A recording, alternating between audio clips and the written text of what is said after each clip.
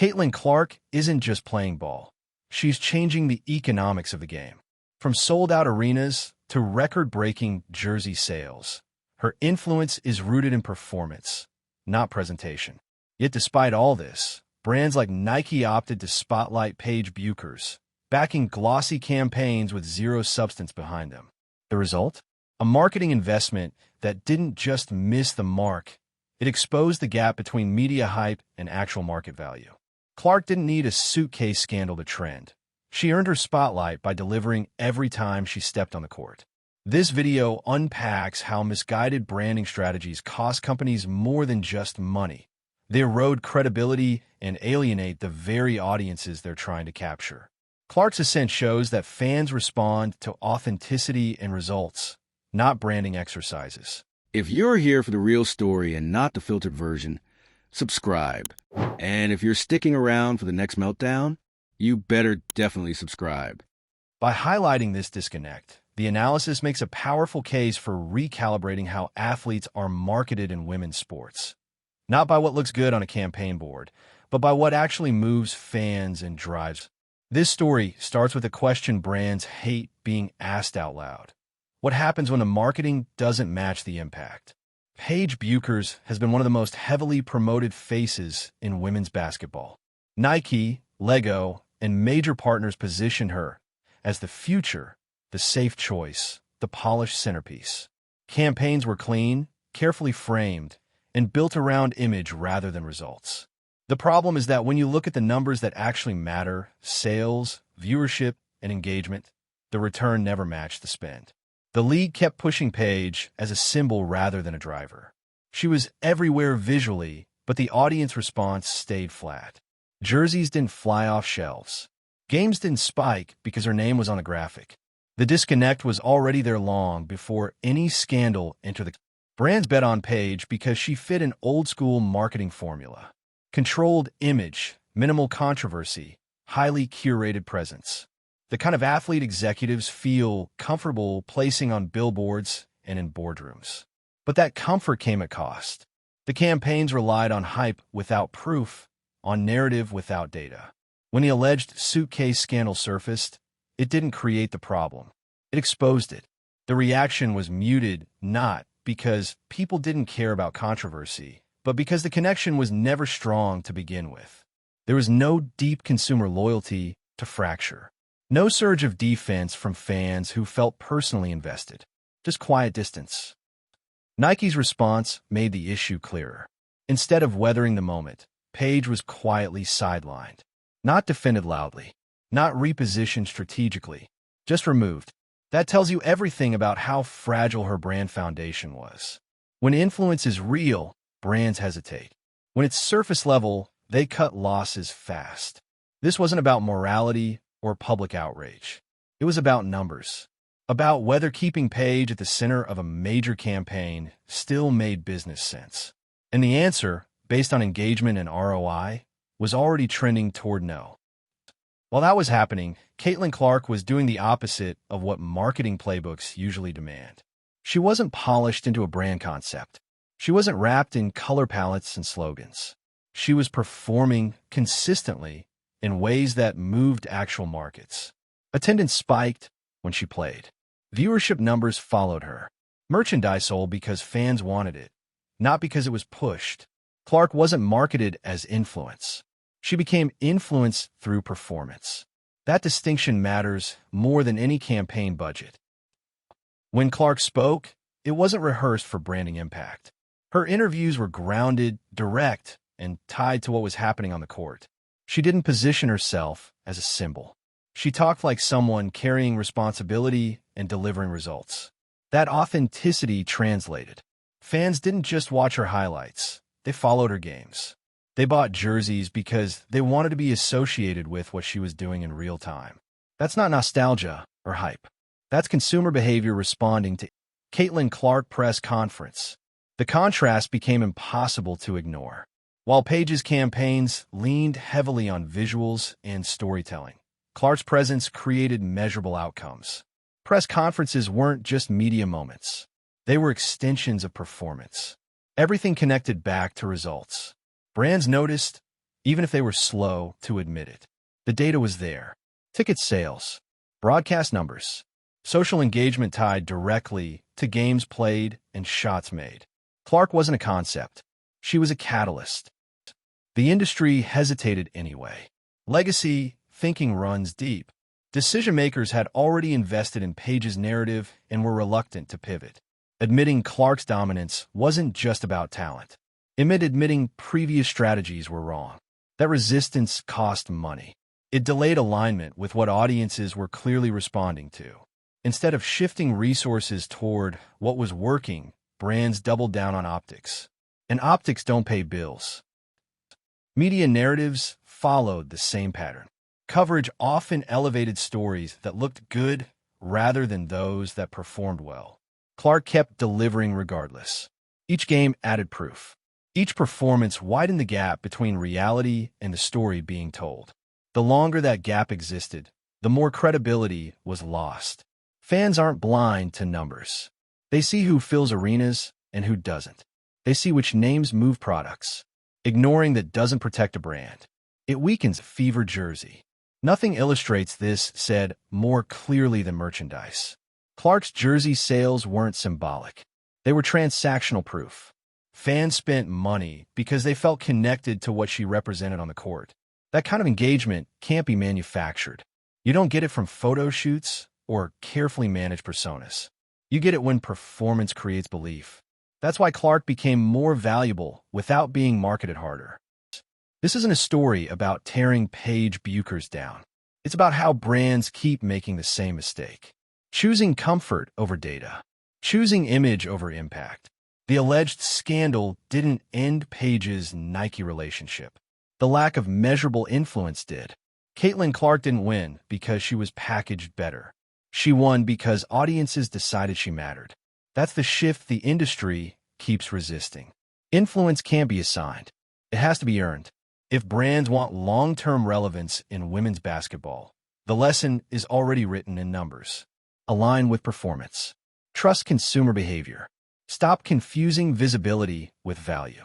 If this breakdown helped clarify what's really happening behind the scenes, make sure to like the video, share it with someone who still believes hype beats data, leave your thoughts in the comments, and subscribe for more clear-eyed breakdowns of sports, media, and brand decisions. What made the situation more revealing wasn't the alleged suitcase incident itself, but how quickly the industry moved past Paige without resistance. There was no major internal debate made public, no prolonged defense of her value, no sense that brands felt they were losing something irreplaceable. That silence mattered. It showed that the emotional attachment decision-makers assumed existed simply wasn't there. For years, Paige had been treated as inevitable. The assumption was that visibility would eventually turn into impact. That patience ran out. When results don't follow investment, even the most polished image becomes expendable. That's not personal. That's business logic finally catching up. The marketing miscalculation becomes clearer when you remove emotion from the conversation. Paige's campaigns were heavy on symbolism and light on measurable return. They were designed to look successful rather than perform successfully. When the pressure test arrived, there was nothing underneath holding it together. This is what happens when brands mistake familiarity for influence. Paige was known, but being known isn't the same as being chosen by consumers. When budgets tighten or reputational risk appears, known but not essential assets are the first to go. Meanwhile, Caitlin Clark didn't need protecting. There was no quiet removal, no soft distancing. Her value didn't rely on perception alone. It showed up every time she played. The metrics followed her naturally, without explanation or spin. That kind of leverage changes conversations behind closed doors. It forces executives to confront uncomfortable truths about past decisions. Clark didn't fit the original blueprint, but she outperformed it. And that success made it harder to justify ignoring her. Clark's media presence reinforced that difference. Interviews weren't used to prop up a brand identity. They reflected what fans were already seeing. Confidence without exaggeration. Focus without theatrics. She spoke like someone who knew the work spoke louder than the narrative. Audiences responded because it felt earned. There was no gap between what was said and what was delivered. That consistency built trust, and trust is what converts attention into long-term. Caitlin Clark press conference. Press conferences became proof points rather than damage control. Clark wasn't explaining hype. She was contextualizing performance. That distinction matters in a league trying to grow credibility with fans who want substance, not slogans. Brands looking at this had a choice: adjust strategy or defend legacy investments. Many chose the latter, not because it made sense, but because admitting change would mean admitting past errors. That hesitation slowed progress across the board. The resistance wasn't subtle. Despite clear data, narratives continued to prioritize athletes who fit familiar molds. Clark kept outperforming those expectations anyway. Every game made the disconnect louder. Every sellout challenged the idea that consumers needed to be told who mattered. This wasn't a flash moment. It was sustained impact. And sustained impact is what separates temporary buzz from real influence. What this exposed wasn't a rivalry between players, but a gap between reality and representation. Media and brands often talk about growing the game while ignoring what actually grows it. Clark's presence answered that question repeatedly, in ways that couldn't be dismissed as coincidence. Fans showed up. They stayed. They spent money. That's the scoreboard brands should be watching, not the one built on assumptions and fever jersey. Jersey sales became the most honest metric of all. No spin, no framing, just transactions. Clark's name moved product because fans wanted a tangible connection to what she represented on the court. That's influence you can measure without interpretation. This entire situation leaves the industry with a clear choice: continue investing in optics and hoping they turn into impact, or follow the data and adapt. PAIGE BUECKERS didn't lose relevance overnight. Brands lost patience with a strategy that never delivered. Caitlin Clark didn't win a marketing battle. She won consumer trust. If this breakdown added clarity to how influence really works in women's basketball, make sure to like the video, share it with others following the league, drop your perspective in the comments, and subscribe for more straight-to-the-point analysis. What keeps getting lost in the conversation is how long this disconnect was allowed to exist. PAIGE BUECKERS didn't suddenly fall out of favor because of one alleged incident. The distance between branding and impact had been widening quietly for years. Campaigns kept coming. Visibility stayed high. But the underlying response never accelerated in a meaningful way. That's the risk of betting on projection instead of proof. You can hold an athlete in place through marketing spend for only so long before the audience decides for you. When that decision arrives, it's usually quiet. No outrage. No dramatic backlash. Just indifference. And indifference is the hardest thing for a brand to recover from. The SUITCASE situation only mattered because it exposed how thin the connection was. If PAIGE had been driving consistent, undeniable engagement, the response would have looked different. There would have been hesitation, reframing, strategic patience. Instead, the separation was swift and clean. That's not how companies treat assets they believe are irreplaceable.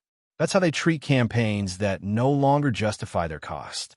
PAIGE became a symbol of an outdated marketing assumption.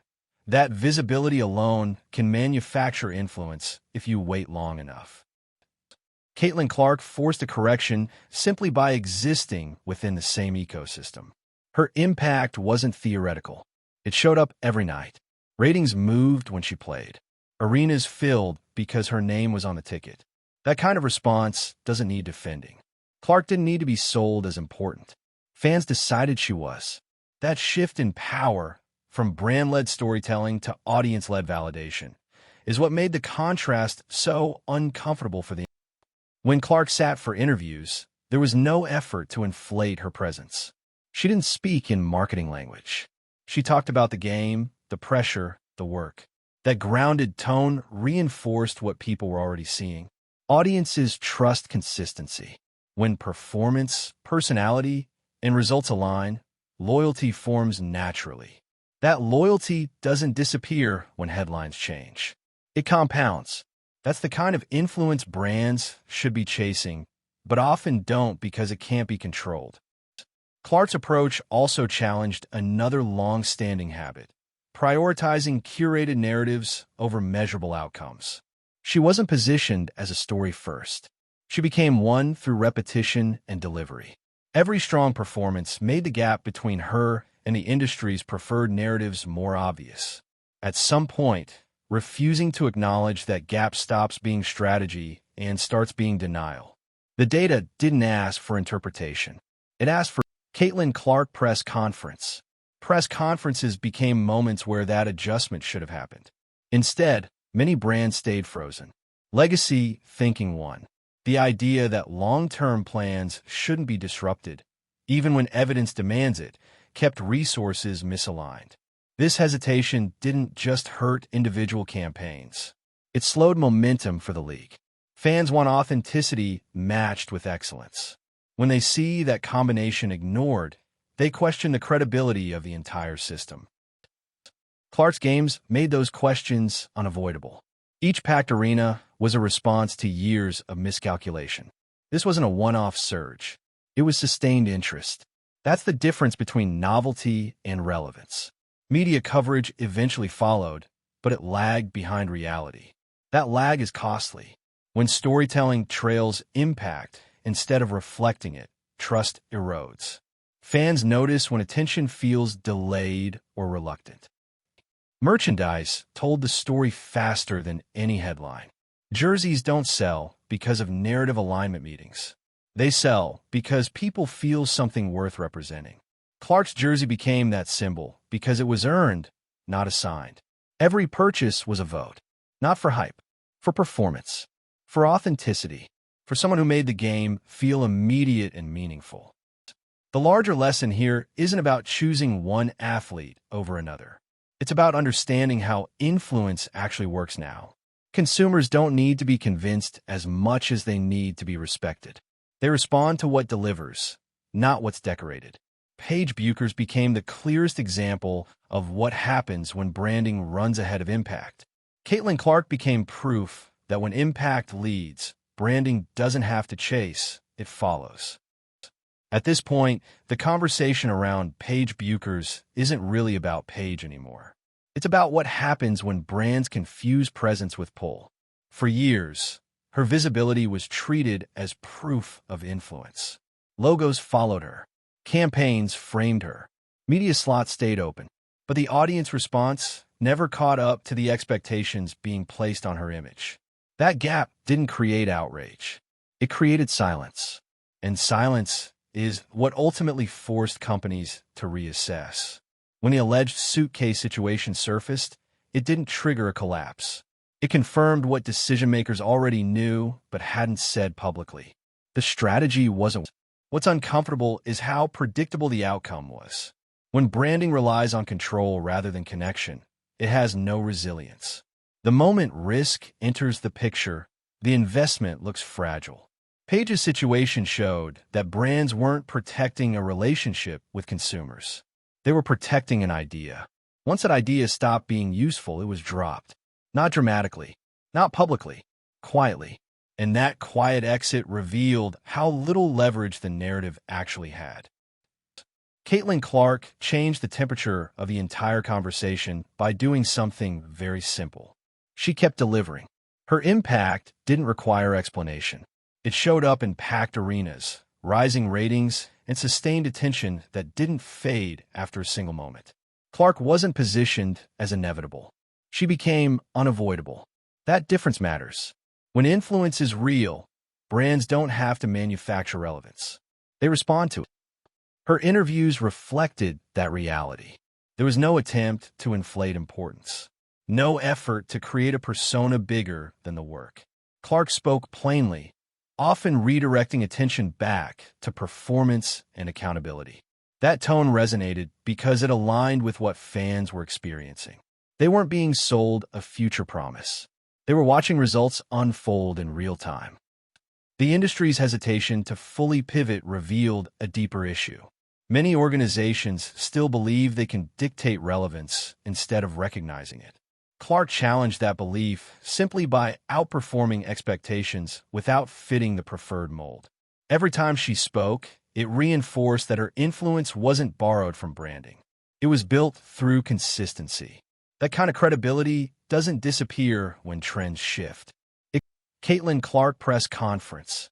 Press conferences became moments of contrast. On one side, a system still clinging to curated narratives. On the other, an athlete whose value was being proven repeatedly without embellishment. This wasn't about disrespecting legacy choices. It was about acknowledging reality. When data and behavior point in one direction, refusing to move isn't loyalty. It's stagnation. Clark's games continued to apply pressure. Not loudly, not provocatively, just steadily. Each performance added weight to the argument that influence has changed. Fans don't need to be convinced. They need to be shown. And they were. Night after night.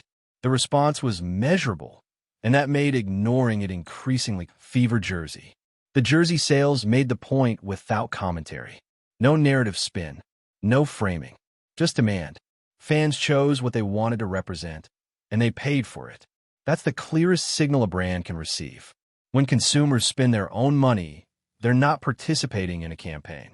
They're expressing belief. This entire situation leaves one unavoidable takeaway. Influence can't be assigned, curated, or protected into existence. It has to be earned and sustained. PAIGE BUECKERS became the cautionary example of what happens when marketing runs ahead of impact. Caitlin Clark became the counterexample of what happens when impact leads and everything else follows. If you want to see more breakdowns like this, make sure to like the video, share it with anyone still debating hype versus results, leave your perspective in the comments, and subscribe so you don't miss what comes next.